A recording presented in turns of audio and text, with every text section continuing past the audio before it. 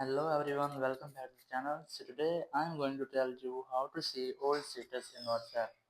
If you are seeing your status in new features and you want to see like old WhatsApp status, so you have to follow these steps.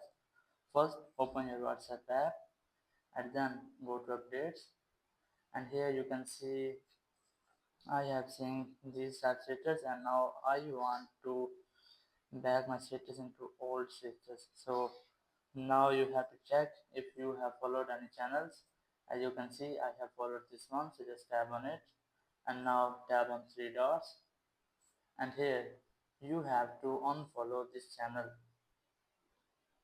Just tap on unfollow and then tap on unfollow again, and now go back, and here you can see I have successfully get my old WhatsApp status. Thank you very much for watching the video. Until next video, bye bye.